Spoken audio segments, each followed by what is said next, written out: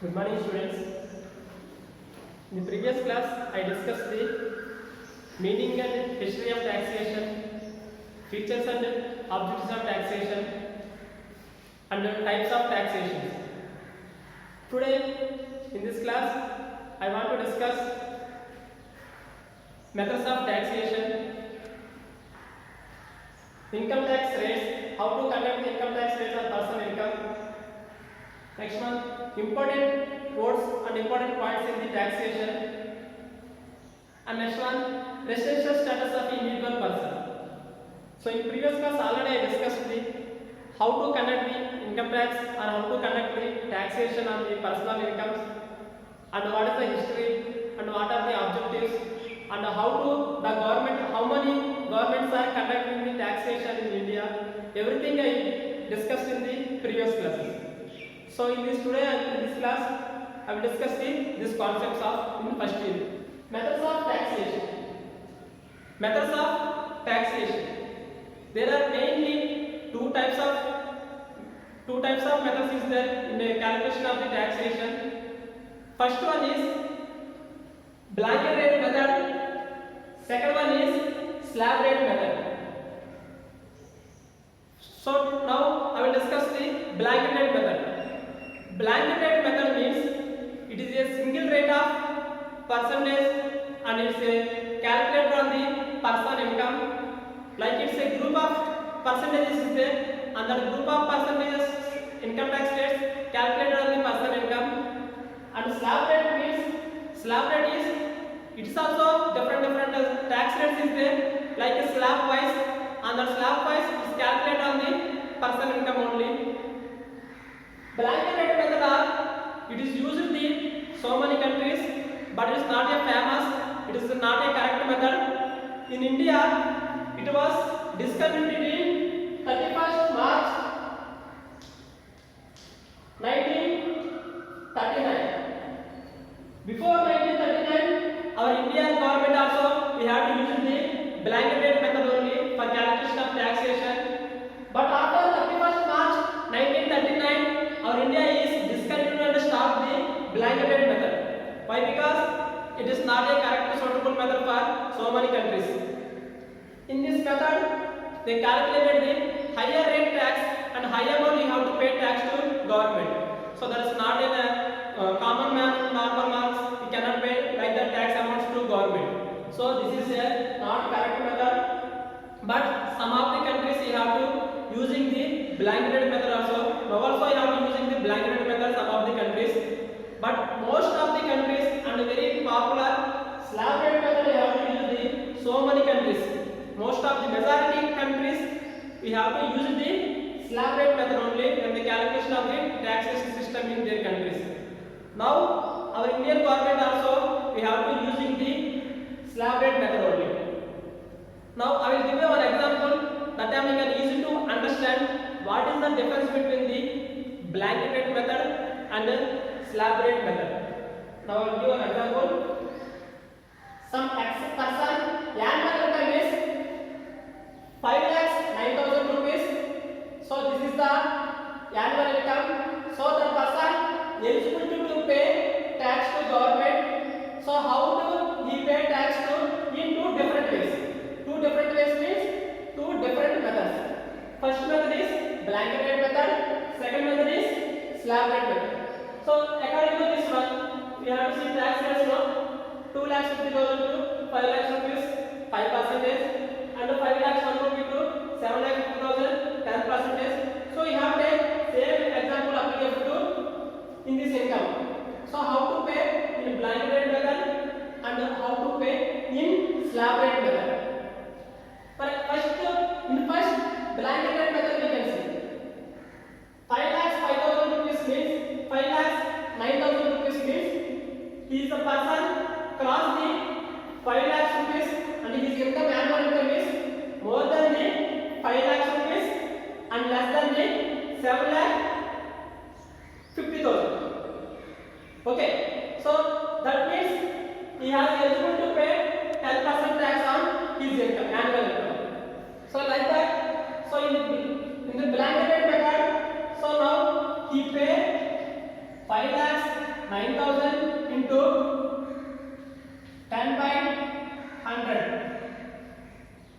means 50,900 and we add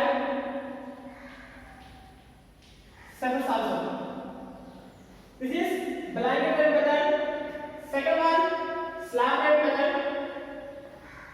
According to slab rate method means there is a difference between blanket rate method and slab rate method. In the blanket rate method, directly you have to calculate 10% on his total income. Why? Because his income is not less than 5 lakhs rupees and his income is not above 7 lakhs 50,000. Is middle of the 5 lakhs to 7 lakhs 50,000. So what is the percentage? 10%. So according to this percentage, he pays 10% on his annual income. According to blanket rate method. But in slab rate method, it will be changed. How? First one, 2,50,000, 5%,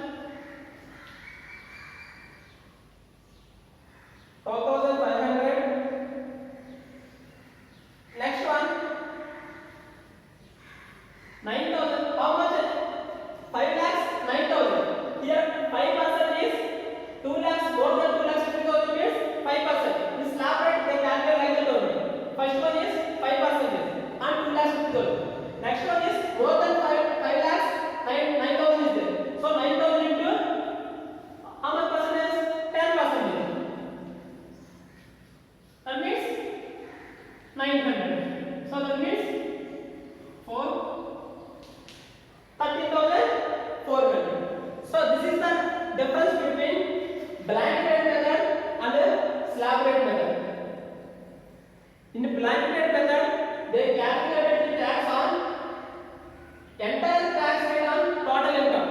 There is no divisions and there is no stepwise. Only if you are 10% getting your income is in the 10% tax, according to your income is 10% tax rate, or your income is according to 20% tax rate means, so the 20% tax is entire calculated on your entire income according to blanket rate method. But in slab rate method, not like that. According to stepwise, according to stages wise, and according to slab wise, they calculated the tax rate, taxing income. So this is the difference between blanket rate method and slab rate method. Slab rate method is the most common and eligible and it is the equal tax rate method of the taxing system. So most of the countries and most of the nations we have to using only slab rate method only. In India, blanket rate method system is stopped in 1939. Okay, now we are using the slab rate method only. So this is the methods of taxation. So next I want to discuss about income tax rates. Income tax rates. So in the financial year 2020 and 2021, so you are following and you are paying tax according to this tax rates only. Our Indian government recently changes and they have to changes modifications in the tax rates. So this is the present and current financial year you have to pay tax to according to this tax rates only. So now we will discuss your annual income as a person, it is an individual person or business firm organization or in a partnership firm, whatever it may be. In a person, annual income is up to 2.5 lakhs. That means 2,50,000 is below his annual income means that person is no need to pay tax to government. Below 2,50,000 rupees means that person is no need to pay tax to government. That is nil. Nil means no need to pay tax to government. The annual income is below 2,50,000 rupees is there means that person is no need to pay tax to government. That person income is more than 2,50,000 rupees. That means 2,50,000 1 rupee to 5 lakhs rupees means his income is 2,50,000 more than 2,50,000 and below 5 lakhs rupees means that person compulsory have to pay tax to government with 5%. Okay. Next one and 5 lakhs 1 rupee to and below 7 lakhs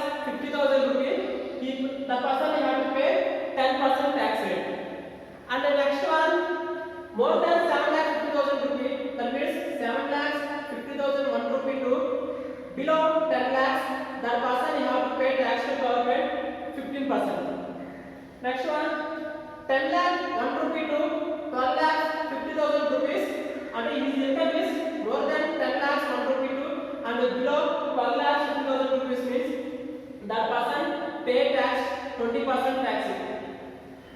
And 12 lakhs 50,000 1 rupee to and below 15 lakhs that person have to pay tax to government 25%.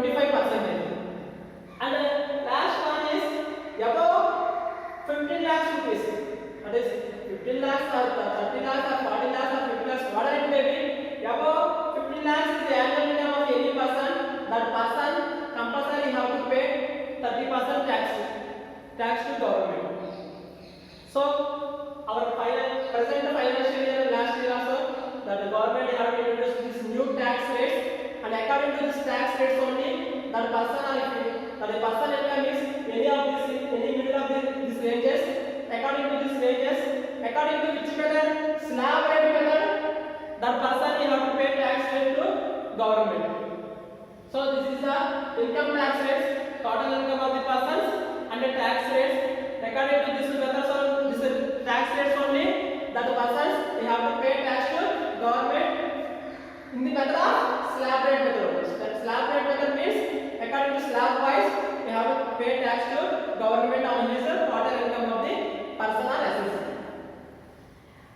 So next I want to discuss about important codes in the taxation.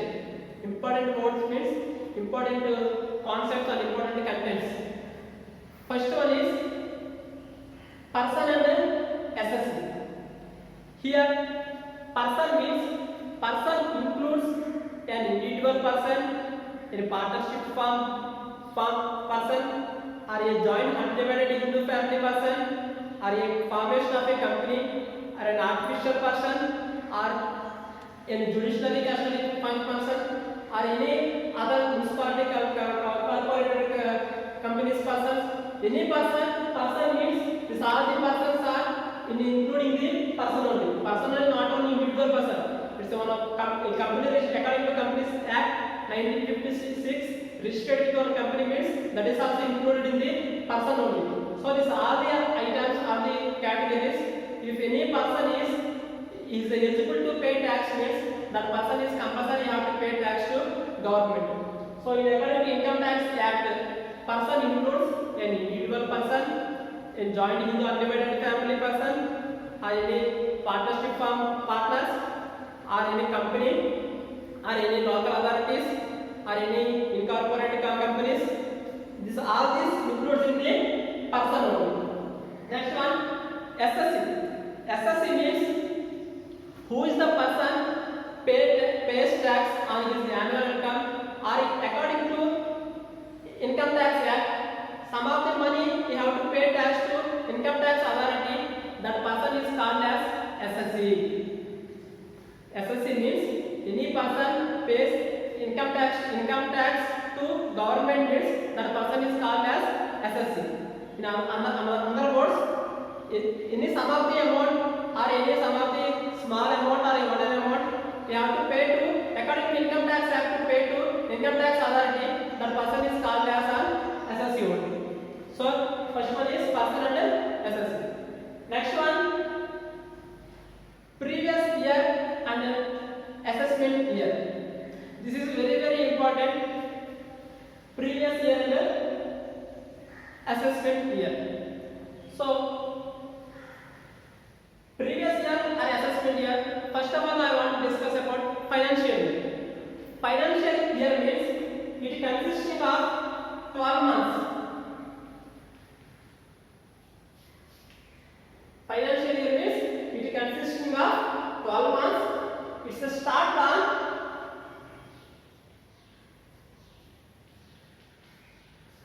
April and ends on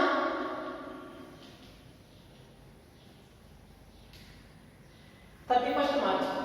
Already you know what is the difference between calendar year and accounting year means calendar year is started on January 1 and ends on 31st December. But financial year is started on April 1 and ends on 31st March. And one more main and important thing is in financial year. Financial year is start on in a particular 1 year and it ends on next year. Next year means another year.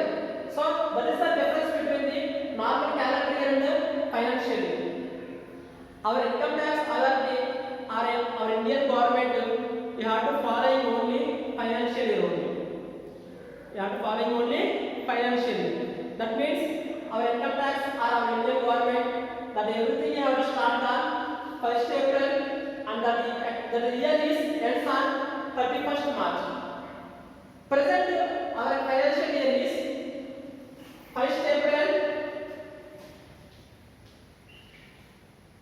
2020 and ending is 31st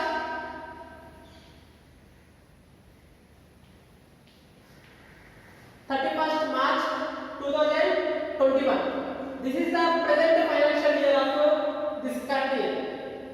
It start on 1st April 2020, ends on 31st March 2021. So previous year and assessment year. First I want to discuss about assessment year. Assessment year means you have to earn income on your last year income.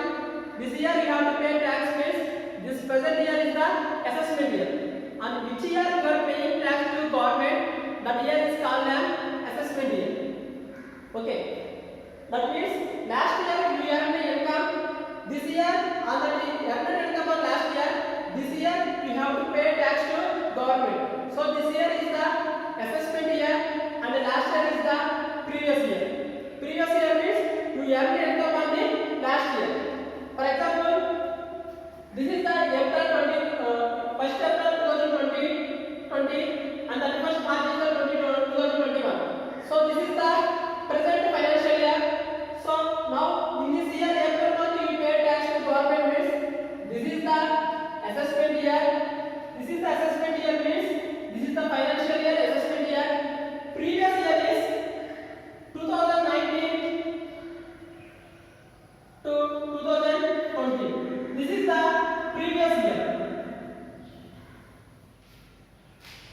Previous year is 2019 and 2020. You earn income from this year 2019 to 2020. You earn total revenue or you earn total income of this year. You pay tax on next year. Next year means current year. That is the assessment year. So when you earn income in the last year, that is called as previous year. Before assessment year is called as previous year. When you pay tax on the present year or current year, that is called as assessment year. So that is the difference between the previous year and the assessment year. Next one, surcharge and cess. Surcharge and cess means first I will discuss to surcharge. In our Indian government, they calculated the different tax rates on personal annual income of the person. So not only the tax rates, that person income get more than 1 crore rupees, that person pay income tax to government according to this tax rates, and also he pays some of the extra charges to government. That extra charges is called as one is surcharge, another one is cess.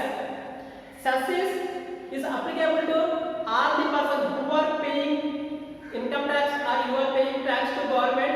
That person is compulsory have to pay cess charges also. But surcharges is only those who are paying the surcharges means only those who are incomes are in the annual year more than 1 crore rupees. More than 1 crore. Those who are incomes are in the annual one particular year, the person income is getting income is more than 1 crore rupees is getting income is that person compulsory have to pay surcharge percentage to on his income to pay to government. The surcharges there is a percentage is there is a fixed percentage that is 10%. This is decided by the Parliament of India that collecting of this fund for using purpose of the development of the nation, and you have to use it for the starting of investment in the industries and starting of the new projects of the in our nation. So only surcharges is applicable to only richer persons and big businessmen only have to pay surcharges to government. Why? Because normal and middle class families, if they did not get more than 1 crore rupees annual income, only richest persons and only top businessmen only they get in the annual income is one in a 1 year more than 1 crore.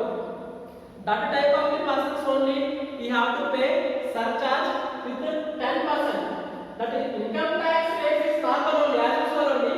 Income tax rates and cess is also normal only. But with including this income tax rates and the cess, those who are getting in a annual year more than 1 crore rupees, that person extra they have to pay surcharges is 10% on the annual income. So that's the surcharge. Next one, cess. Cess means the government of India they have to collect the cess from the taxpayers. So how it will collect the cess from the taxpayers means when the person annual income according to this amounts he have to pay according to this taxes to government. With this tax rate he has to pay and cess amount also. Cess percentage is there. That cess percentage is so when the taxpayer pays tax income to government, that is not only this tax rates, he also pay the cess amount also he have to pay to government. So cess how we calculate means education cess 2% is there and primary and secondary cess is 1%. So total 3% cess we have to pay to the taxpayer, we have to pay 3% to government. So surcharges means only those who are incomes annual income are more than 1 crore rupees, that persons only have to pay surcharges to 10% charges to government. But cesses means every taxpayer who is eligible to pay tax to government, that person compulsory have to pay cesses also. So cesses are two types. One is education cess 2%. Second one is primary and secondary education cess 1%. Total is 3%. This cess amount we have to use it for the Indian government for the development of the education system in our country. The cess amount we have to use it for only for development of the education cess, education department and education institutions. So these are the surcharges and the cess. Next one, capital and revenue receipts. This is very important point. Capital and revenue receipts. If you get an annual income, any person, if you get an annual income, total income, if you get is eligible to pay tax means that person is compulsory pay tax to government. But sometimes is not paying tax to, is getting some income or is getting some of the money, but is not paying tax to government. That is how it will be. For example, capital receipts. Capital receipts means if any person his assets or his properties converting into cash means that time he did not pay any tax to on that income to government. For example, I will give an example that you are easy to understand. One person has a gold ring, the cost of rupees 50,000. That person has a gold ring. That gold ring he has converted into in cash. That means he is selling or he is taking loan from the bank. So when he is capital, that gold or capital item is converting into cash. That means he changing into cash means in that cash he getting cash. This amount is not added to our annual income. Okay, so that amount is not added to your annual income. So no need to pay tax on this amount. That person is no need to pay tax on this amount. Why? Because that person that capital items are converting into cash. So in that cash is not a income. Don't calculate like it is a income. Our vehicles or our assets or our any other capital goods, we have to convert it into cash means that time is no need to pay tax to government. That is not our annual income. When you provide our service or when you are doing any job, private or government job, or when you are doing your service to for getting revenue or income, that time only that type of income only they have to taxable income. And other incomes are not calculated in the income tax act. In the revenue receipts. Revenue receipts means if you are provide service to your client or if you are doing a job to in a particular institution or organization or you are doing a government job in a particular category or particular work, that time you are getting every month salary. So that salary is a taxable. If you are eligible to pay to your income tax to tax salary means that is a taxable income only. But sometimes if you are getting everyday incomes, but that time also no need to pay total income of that person. For example, I will give one example. One businessman is getting daily 5,000 rupees income, but the total 5,000 rupees is not a taxable income. Why? Because he is getting revenue 5,000 rupees in a one day, but there is not a total profit, not a total income. In that 5,000 rupees, 3,000 or 4,000 rupees is there is a charges is there like expenses and wages to workers and salaries to employees and buying of raw materials and other expenses will be there. So everything you have to less from that 5,000 rupees only. For example, his total expenses and total other expenses is 4,000 rupees. Is it every day his revenue is 5,000 rupees. So 5,000 rupees minus 4,000. So he is getting only remaining income is 1,000 rupees.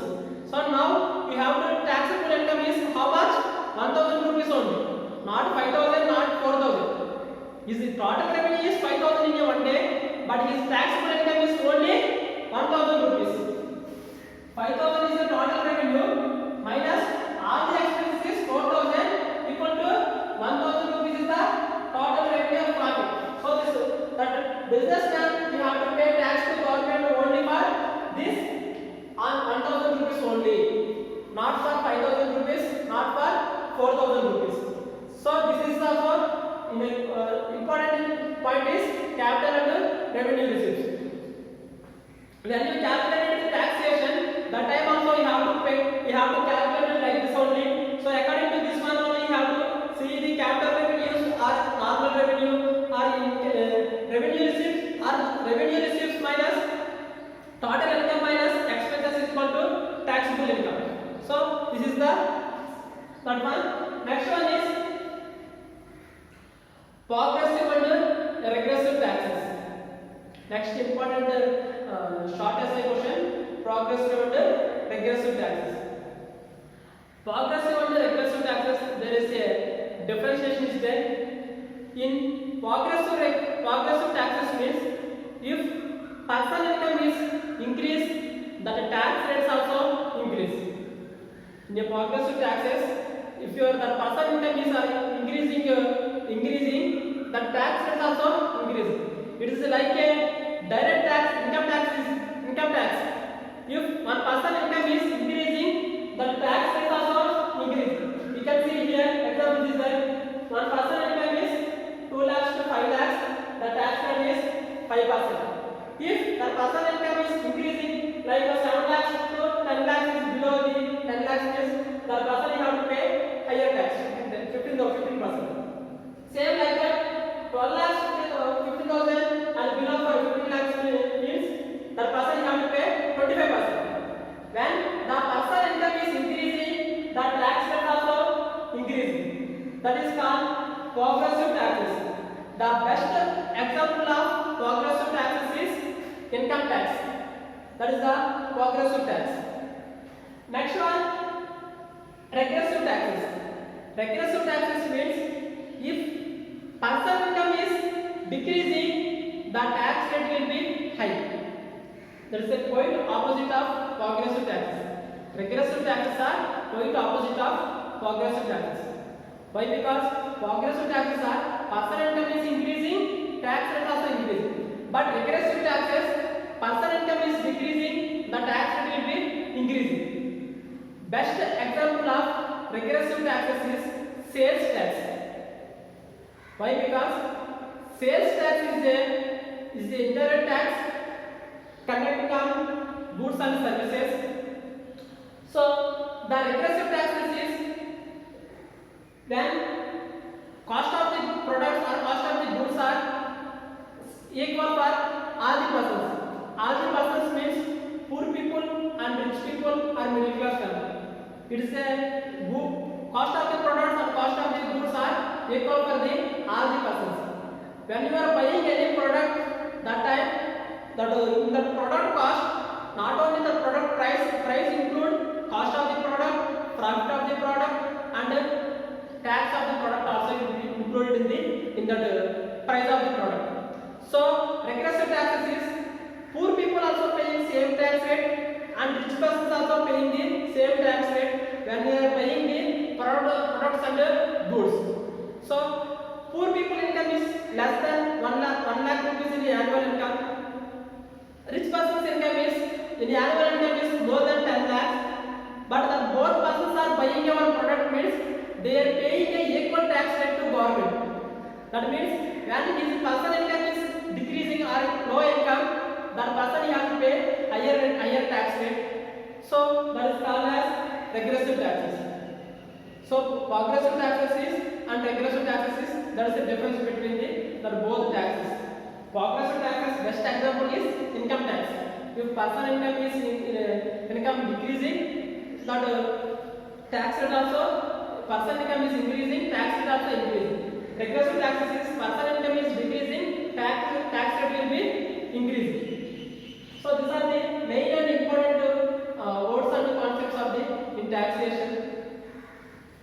Next concept is residential status of an individual person. This is the most very important concept, residential status of an individual person. So today in this class I will discuss the briefly. I give an explanation to what is residential status of an individual person. Residential status mainly divided into two types. First one is resident, second one is non-resident. Resident person is only you have to pay tax to our Indian government. Non-resident person is no need to pay tax to government. Why? Because resident person means our country person, our nationality persons. Non-resident person is out of the nation person. So out of the nation persons are no need to pay tax to government. Only resident persons are they have to pay tax to government. So residential person means in the previous year he is staying more than 182 days in our nation. He is a resident person. First of all, you have to know how to find out this resident person or how to find out the non-resident person.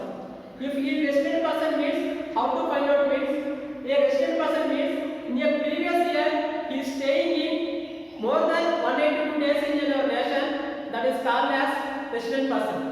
If he is not staying in 182 days in the previous year means last year, before the assessment year or before the financial year. So before the assessment year, he is staying more than 182 days. He is staying 182 days in the nation means he is treating as a resident person only. Or 4 years, he is staying in 365 days in our nation. 365 days in our nation. His last 4 years, he is staying in 365 days in our country means that person also have to be treated as a resident only. If these two conditions are not satisfying, that person is called non-resident. Resident means previous year or last year compulsory have to in our country he is staying in 182 days means that is a resident only. Or last 4 years, he is out of 4 years, 365 days he have to stay in our country or staying in our nation means he is treating as a resident only. These two conditions are not satisfying, he is not a resident. is under the non-resident. In resident also there is two types is there. One is ordinary resident, second one is not ordinary resident. So if ordinary resident is, again there is a two conditions is there. First condition is 2 years out of 10 years.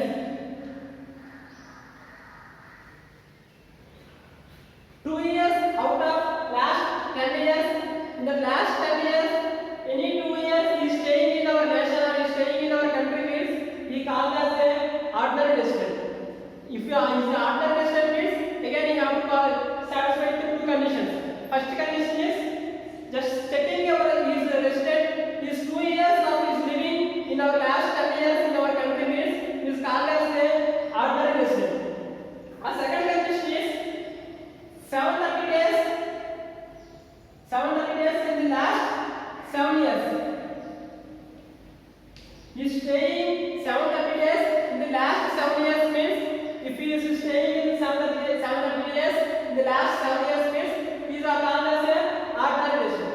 In out of these two conditions, any one of them is not satisfying, is not related to this, that is not a ordinary resident. It is a not ordinary resident.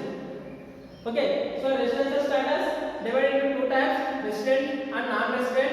Resident means compulsory you have to stay in the last previous year 182 days, you have to stay more than 182 days, staying in our country means that is the resident. Or last 4 years is staying 365 days in the on our nation means is a resident only. Out of these two conditions, any one condition you have to satisfy means is treating as like a resident only, or otherwise is non-resident. Next, in resident also there are two types: ordinary resident, not ordinary resident. Ordinary resident means is last previous 10 years is any 2 years is staying in our nation means is treating as a ordinary resident. Or next one, 730 days in the last 7 years is staying in our nation or staying in our country means is treating as a ordinary resident. Otherwise is treating as a not ordinary resident. So according to on the residential status of the person, he have to pay tax to government also. So today in this class, I am going to finish again entire the review of the class. First today I discuss the methods of taxation. There are two types of methods is there: blanket rate method, slab rate method. In our the country, they started with blanket rate method in 1939, March 31st. Now most of the countries and most of the nations using only slab rate method only. Next one, income tax rate. Our present financial year, we have to follow in this tax rates only. Total income of the person and the tax rates. So the person is getting the total income according to this total income means according to this income we have to pay according to this tax rates 5%, 10%, 50%, 20%, 25%, 30%. According to this tax rates only he is paying tax to government according to slab rate method only. Next one, the main important concepts of the taxation: person and necessity. Person means is including individual person or joint undivided Hindu family person or partnership of a partners or companies, artificial company, whatever it may be, everything you have to person only. SS means those who are paying tax money to or some of the money to tax authority, that person is called as an SSC. Next, previous year and assessment year. For any financial year or an assessment year or previous year consisting of 12 months only. It starts on 1st April and ends on 31st March. Assessment year is the which year are paying the tax to government, that year is called as assessment year. Before the assessment year is called as previous year. So previous year or last year he get total revenue or income, he paid tax in the assessment year. Next, surcharges and cess. Surcharges and cess are collecting the government by the extra amount on the when they are paying the tax to government. Surcharges is who is the person get more than 1 crore rupees to income in an annual year, that person he have to pay 10% surcharges to government. Next one, cess means who is the the person paying tax to government? All the persons compulsory have to pay cess to government. Cess are two types. One is education cess 2%. Second one is secondary and primary education cess 1%. So total cess is 3%. Compulsory have to pay to government. Who is the persons pay to tax to government? Next one, capital and revenue receipts. When they are calculating the total income of the person, that time we have to see the is capital receipts or annual revenue receipts. According to the receipts also you have to pay tax to government. Next one, progressive and regressive taxes. Progressive taxes is one person income is increasing, the tax rates also increasing. Regressive taxes are one person income is decreasing, the tax rates will be increasing. Best example of progressive taxes are income tax, and best example of regressive taxes are sales tax. Next one is residential status. Last one, depending upon the residential status, that person you have to pay tax to government. If he is a resident means that person is eligible to pay tax to government. If non-resident means is no need to pay tax to